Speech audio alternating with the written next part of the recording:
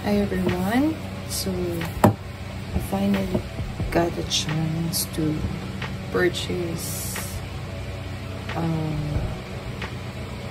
my silhouette stamp sheets and stamp kit.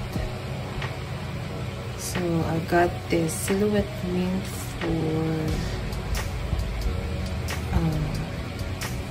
2,500 kasi pre-love lang siya.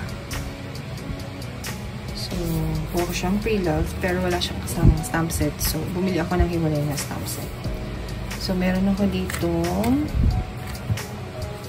Bumili rin ako ng ink. Meron akong purple and navy. Silhouette mint. And yung silhouette stamp kit na 15 by 15 mm. Medyo maliit to. Medyo maliit to pero okay lang. See? Ito yung 15 by 15. Ito yung 45 by 45. So, see the difference. Parang apat na ganito katumbas nito. So, ayun siya. Super liit. Ito yung sheet niya. So, ito yung 15 by 15. Ito nga yung 45 by 45. Ito yung stamp block. Pagka stamp kit, ang bibili mo, automatic kasama yung block. Tama. And yung sheet.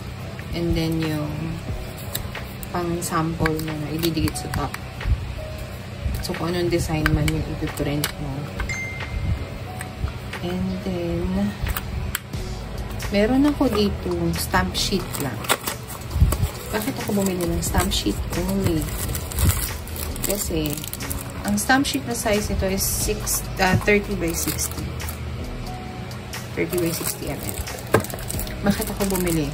Kasi, bumili ako nitong generic na mga stamp block sa Shopee. Ito yung ginagamit nila sa yung isang klase ng stamp machine. Pero gumagamit yun kasi ng laser printer as much as possible. Nagbabawas ako ng base kung paano gumawa. So, itatry natin siya dito. Bumili rin ako ng mga generic ink kasama nito. Hindi to silhouette mint, ha? Sabi nga test on your own. So, ito. Gagamitin ko yung stamp sheet ng 30 by 60 pero dito ko siya i-attach. At the same time, yung ink ng generic, gagamitin ko rin dito. So, para matry natin na ba? Just in case, wala tayong mabili na block, na kit. May option. Gusto ko lang itry. So, ayan. Ito yung mint. So, wait lang. I-ano ko lang siya. Set up ko lang. And then, papakita ko sa inyo kung paano ko gagawin. Unahin ko muna tong 45 by 45. Next project na natin yung generic. Wait lang. Okay, yan. Open the Mint Studio software. Ayan siya. Open natin yung design. Sorry ha, first time ko din siyang gagawin. So, ang gagawin natin stamp block is 45 by 45. So, ito yun. Kasi pagka yung 60 by 30, ayan siya.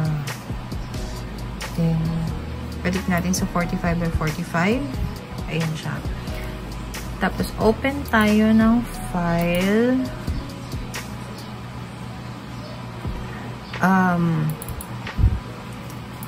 Alam ko, before mo gawin, dapat naka-PNG na siya. Same as kung gagamit ka ng Silhouette Studio.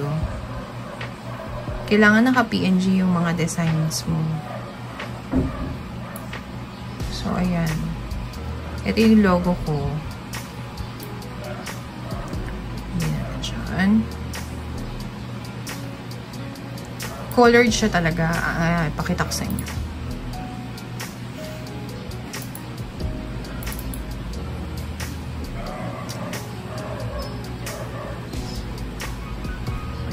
kung makita. Yan. Ito talaga yung aking ano. Ito yung kulay ng logo ko talaga. So, ginawa ko lang siyang PNG kaya siya naging ganyan. Lagay ko lang yung number at saka email.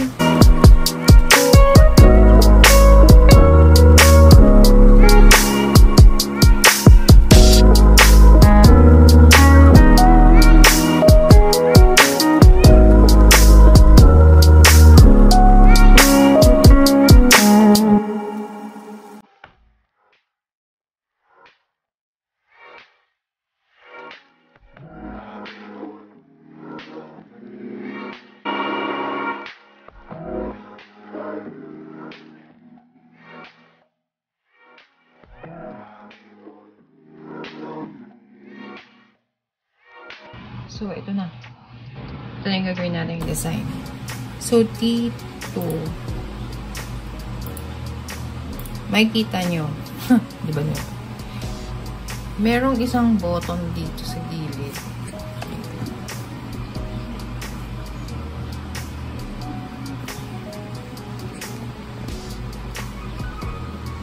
Itong button na to, para to do sa stamp sheet sizes. This one,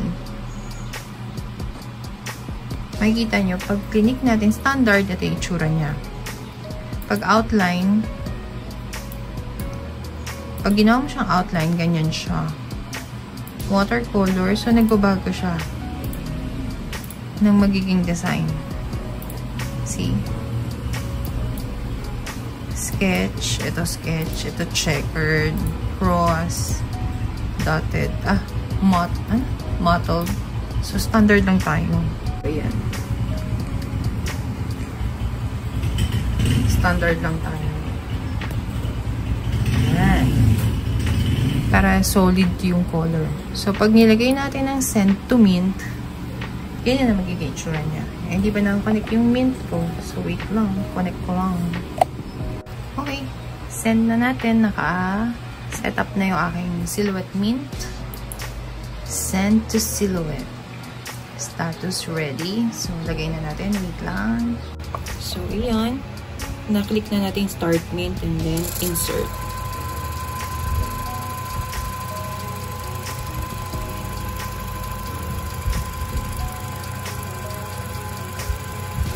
Nakalagay doon detecting media. So, wait lang natin.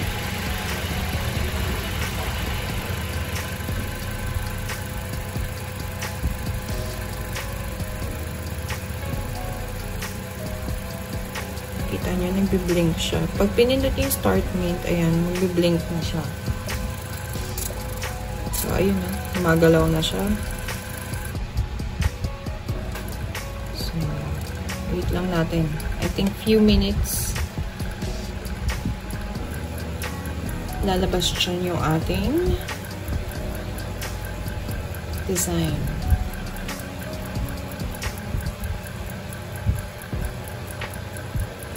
So, see, hindi mo na kailangan ng laser printer ng sheet na ipiprint mo and then pag yung isang ginamit, hindi ko lang alam kung yung price difference niya kung ibibenta mo siya tapos magko-customize ka if alin ang mas mura. Pero for me, mas practical to kasi tingnan mo, ipapasok mo lang yung sheet and then okay na.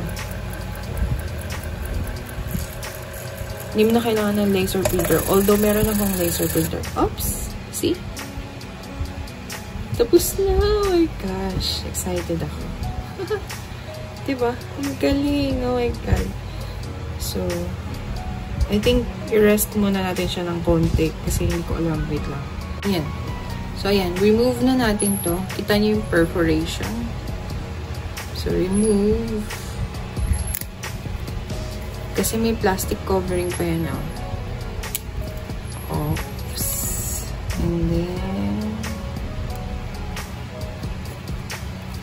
wait lang. Kailangan kasi may ilabas natin siya dyan.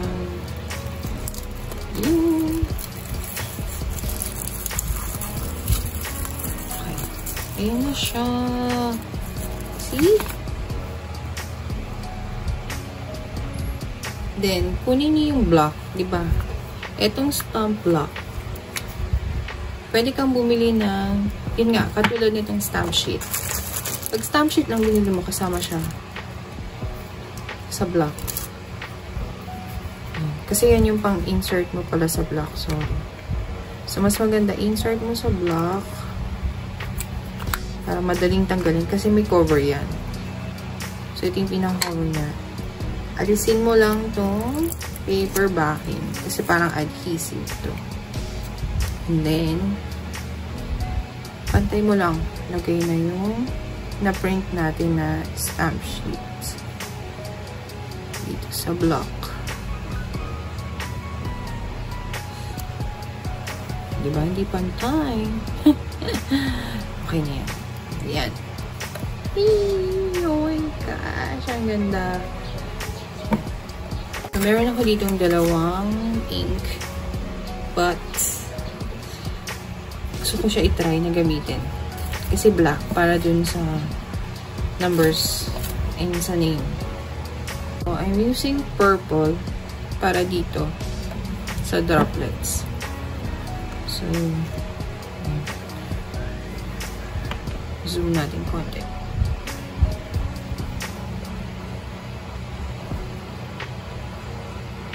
So, yan. Lagayin nyo lang dyan, dun sa mismong design. Magsusoak yan. Iyaan nyo lang siyang mag-soak dyan. Make sure lahat ng sides malalagyan nyo. Kasi baka may ma-miss tayo.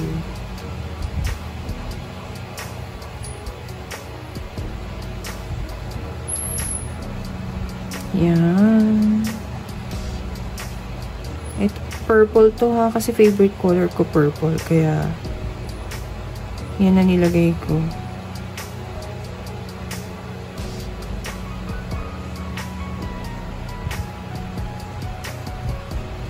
Yan.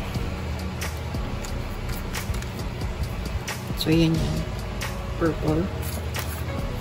Gusto ko siyang gamitin. Yung generic na black. Oh my gosh. Ay, ang laki. Ang laki ng butas. Hindi katulad dun sa silhouette. Wait lang. Yung navy na lang gamitin ko. Lipat ko yun. Dun sa ano. Tama ito maliit. Oh, ay, naku. Nagdodrop. Wait lang.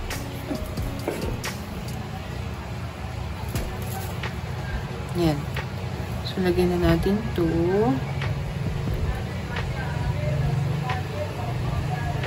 Ah, so small.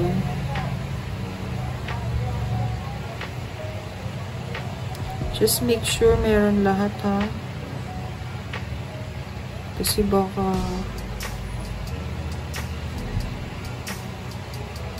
anyway, hindi ko na yun may isa-isa ng ano.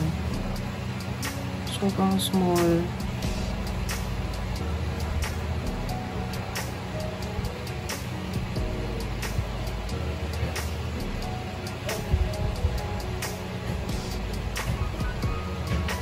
Ayan.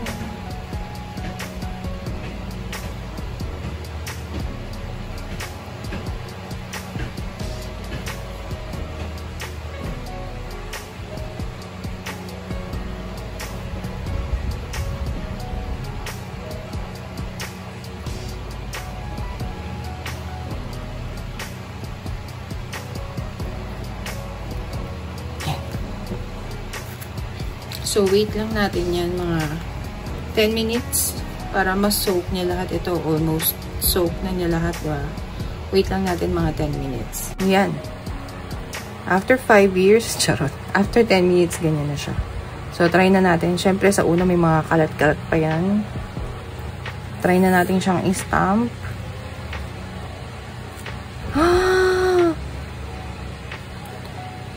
Yan. Lilinaw din ang kinabukasan. Pagdating ng araw. Oh my God. O, diba? Oh, ha? Sorry, nagagalaw ko kasi siya. O, diba? Malinaw na ang kinabukasan. So, sabi nila, yung ink na nilagay natin dyan, kaya siya ng mga 50 times na stamp. Stamp talaga. So, ayan na siya. So, ito naman. Tignan nyo. Eee, cute. So, ang gagawin na natin dito, may kasama siyang dalawa, lagi yung set niya. So, stamp natin dyan ng maayos. Yan. Dito natin ilalagay sa cover. Bakit? Kasi pwede natin siyang palitan ng stamp sheet. Lagyan natin dyan. Anong ibig sabihin ng pwedeng palitan yung stamp sheet? Diba sabi natin kanina na i-slide out yung stamp sheet sa block. So, kung gusto mo nang gumawa ng extra pa na ganito, may block ka na. Hindi mo na kailangan ng another block. Palit ka na lang. Ito na yung laman ng stamp mo. Diba? Cool. So, ayan. Palit lang natin siya. Ayan na siya. Yay! Thank you for watching.